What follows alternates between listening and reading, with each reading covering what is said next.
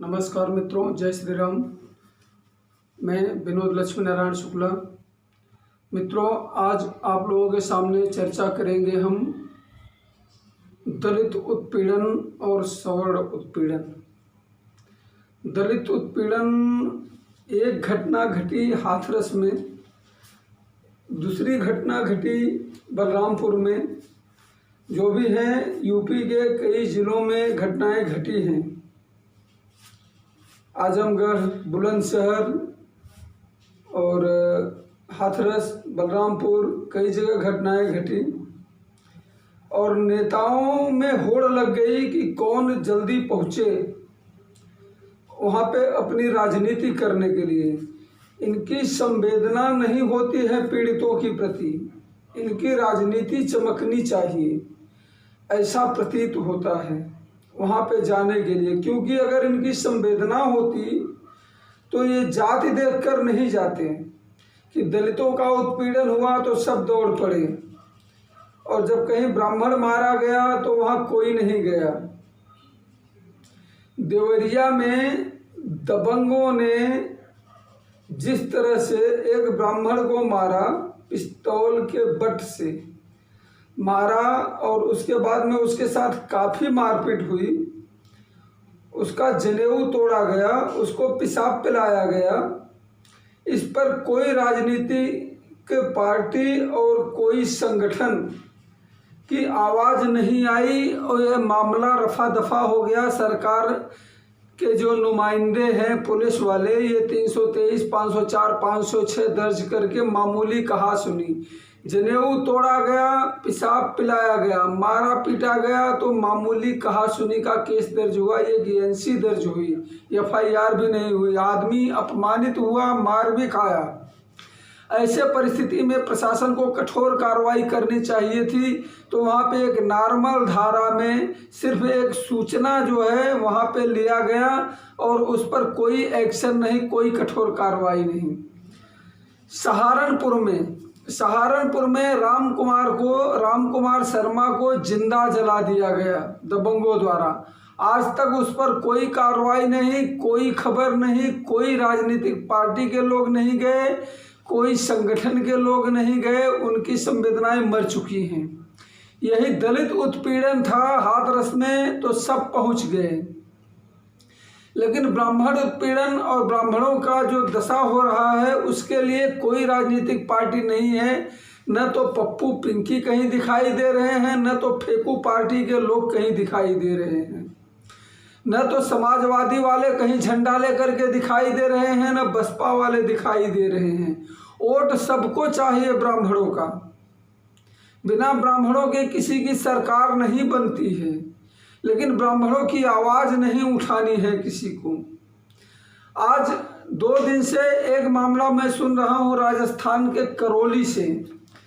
करौली में एक मंदिर के पुजारी बाबूलाल शर्मा जी को जिंदा जला दिया दलित दबंगों ने पेट्रोल छिड़क करके। लेकिन कोई पप्पू पिंकी यहाँ नहीं आ रहे हैं, क्योंकि यहाँ उनकी पार्टी की सरकार है।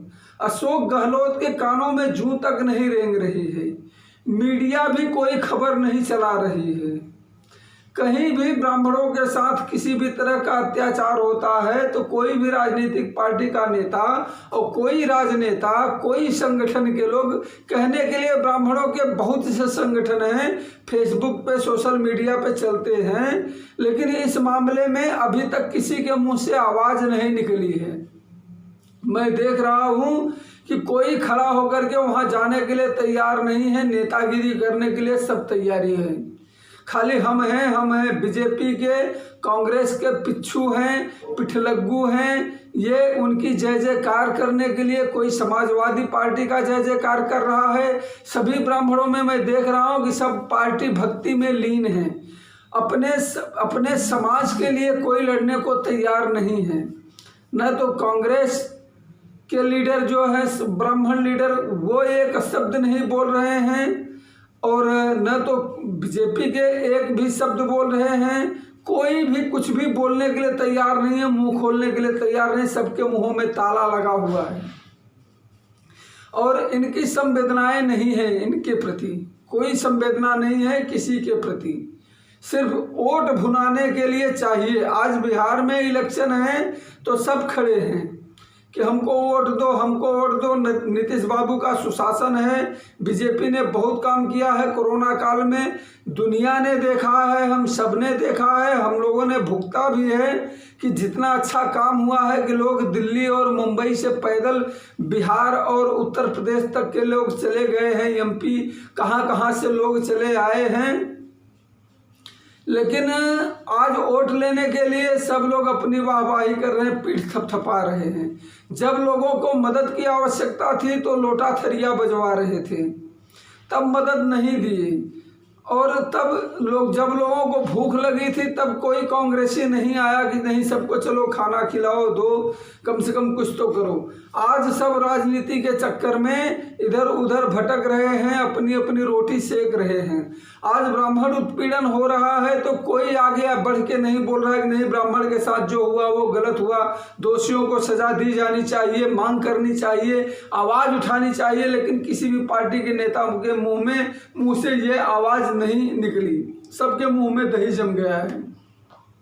ब्राह्मण उत्पीड़न हो उचित है, क्षत्रिय उत्पीड़न हो उचित है, सबका उत्पीड़न उचित है, लेकिन दलित उत्पीड़न उचित नहीं है, मुसलमानों का उत्पीड़न उचित नहीं है। मित्रों, यहाँ आतंकवादी के मरने पर आवाज़ उठाई जाती है, आतंकवादी के मरने पर आवाज़ उठाई जाती है। मानवाधिकार के लोग खड़े होते हैं कि ये मानवाधिकार का हनन है, ये संविधान में कहाँ है, ये तरह तरह के डिबेट, तरह तरह के बहस होते हैं। लेकिन आज ब्राह्मण हत्याओं पर कोई डिबेट नहीं, कोई बहस नहीं और कोई मानवाधिकार नहीं है। हम कहे जाते हैं कि ब्राह्मण समाज का अग्रणी व्यक्ति है, सबसे आगे खड़ा रहने वाला आदमी है, लेकिन आज ब्राह्मण उत्पीड़न पे किसी के मुंह से एक शब्द, एक आवाज़ नहीं निकल रही है। पता नहीं कहाँ है सब जो कहते थे कि हम परशुराम की मूर्ति बनवाएंगे, परशुराम के नाम से अस्पताल बनवाएंगे, आज पता नहीं कहाँ सो गए हैं। इनके मुंह से एक आवाज़ नहीं निकली है अभी तक। और जो सपाही हाथरस में हुए कांड के लिए झंडा लेकर के सड़क पे उतर गए थे, आज ये सहारनपुर में और देवरिया के कांड पे और राजस्थान के कांड पे चुपचाप बैठे हैं, अपने घरों में बैठे हैं। जो बीजेपी वाले थे, बीजेपी वाले राजस्थान का मुद्दा जोर शोर में उठा रहे हैं, लेकिन उत्तर प्रदेश का मुद्दा नहीं उठा रहे हैं। कांग्रेस वाले उत्तर प्रदेश का मुद्दा उठा रहे हैं, लेकिन राजस्थान का मुद्दा नहीं उठा रहे। आखिर में क्यों भैया, ऐसा क्या है? आप लोगों को अपने अपने पार्टी की पड़ी है, अपने अपने सरकार की पड़ी है, आपको देश की नहीं पड़ी है, आपको लोगों की नहीं पड़ी है, मानवाधिकार की नहीं है, मानवता की बात नहीं है आप लोगों के दिमाग में। अगर मानवता की बात होती तो बीजेपी के कार्यकर्ता झंडा लेकर के उत्तर प्रदेश में उतर जाते कि देखिए यहाँ मार्च 8-8, 10-10 घटनाएं एक एक हफ्ते के अंदर घट रही हैं। कहाँ गए बीजेपी वाले? खड़े हो जाओ उत्तर प्रदेश में झंडा लेकर के। और कांग्रेस वाले कहाँ चले गए? खड़े हो जाओ राजस्थान में झंडा लेकर के, लगाओ अपनी सरकार के खिलाफ आवाज़ कि तुम लोग क्या कर रहे हो और ऐसा क्यों हो रहा है। लेकिन नहीं, वो उसको नंगा बोल रहा है, वो उसको नंगा बोल रहा है, दुनिया को चूतिया बना रहे सब। खाली एक चट्टे बट्टे हैं ये कि लोगों को आपस में लड़ा रहे हैं, आपस में लड़ भिड़ के मर जाओ, बस इनका फायदा होना चाहिए, इनकी सरकार बननी चाहिए, इनकी सरकार ठहरनी चाहिए, इनको वोट मिलना चाहिए। पब्लिक भाड़ में जाए, जनता भाड़ में जाए, सवर्ण भाड़ में जाए, दलित भाड़ में जाए, सिर्फ राजनीति चमकनी चाहिए इनको राजनीति करनी है। जनता से कोई लेना देना नहीं है, जनता की दुखों से कोई लेना देना नहीं है, किसानों की परेशानियों से कोई लेना देना नहीं है, छात्रों की परेशानियों से कोई लेना देना नहीं है, लोगों के स्वास्थ्य से कोई लेना देना नहीं है, इनका किसी भी समाज के किसी भी समस्या से कोई लेना देना नहीं है। इनकी राजनीति चमकनी चाहिए। और जो ब्राह्मण आज बीजेपी में हैं, कांग्रेस में हैं, इनके मुंह से एक शब्द हमने कभी अपने समाज के हित के लिए आवाज़ नहीं सुनी है कि इन्होंने अपने समाज के हित के लिए आवाज़ उठाई हो, अपने पार्टी के भीतर या सार्वजनिक मंचों से कहीं से भी आवाज़ उठी हो। नहीं उठती इनके मुंह से, इनके मुंह में दही जम जाता है, क्योंकि यहाँ इनकी पार्टी की सरकारें हैं, हिल जाएंगी अगर ये आवाज़ उठाएंगे तो। नहीं उठाएंगे आवाज़।